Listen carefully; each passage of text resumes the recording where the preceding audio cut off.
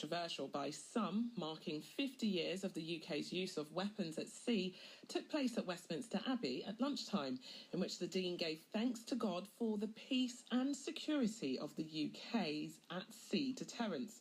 Christians from across the country gathered in protest outside the Abbey, insisting that the service should not be held in a place of worship. The celebration has sparked particular controversy within the Church of England, with over 200 clerics condemning the service. The Christian Campaign for Nuclear Disarmament held a service of repentance outside the Abbey, followed by a die-in to represent the millions who would be killed in the event of a nuclear war. During this time together, we spend reminding ourselves of our commitment to pray for peace and to ask that God's Holy Spirit will embolden us to act for peace. Amen. Amen.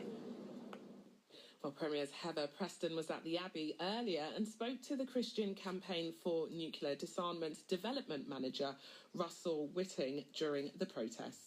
We're protesting outside Westminster Abbey today because we don't believe nuclear weapons are anything to be thankful for. Inside Westminster Abbey, a select group of invited guests, including Prince William, are going to be taking part in a Thanksgiving service for Britain's nuclear weapons. We believe that they are contrary to the teachings of the Bible, and that's why we're protesting.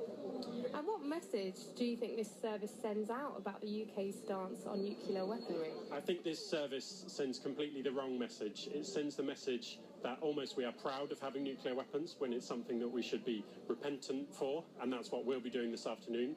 It sends the message that we're not serious about disarming, which we're internationally obligated to, and it also sends the message that the Church of England is almost condoning nuclear weapons when it's actually passed a motion last year at General Synod in favour of disarmament. So then how do you respond to the Abbey's statement that the service will be a prayer for peace rather than a celebration of nuclear weapons? I think we have to wait and see what's actually said. I have no doubt that the Abbey is acting honourably, and the Dean of Westminster has been put in a difficult position by the Defence Secretary who called for this service. We eagerly await his sermon and the text of those prayers that are said, but certainly outside, Christians from all backgrounds and traditions will be praying for peace this afternoon. So then how disappointed were you to find that your request to cancel the service was ignored?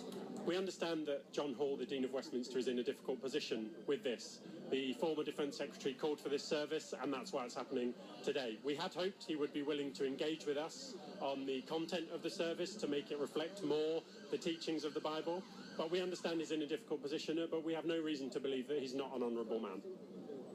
And Prince William is said to be attending the service today. What would you like to say to him?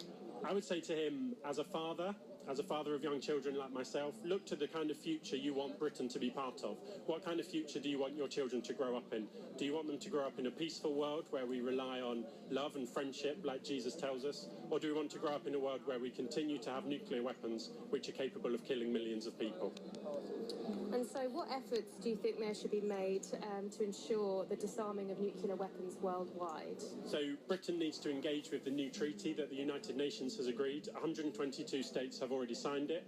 We should cancel the programme to replace our own nuclear weapons system, which is going to cost over £200 billion. And we need to engage with our international partners, even states that we don't necessarily get along with all the time, to make sure that the world is free of nuclear weapons for the next generation.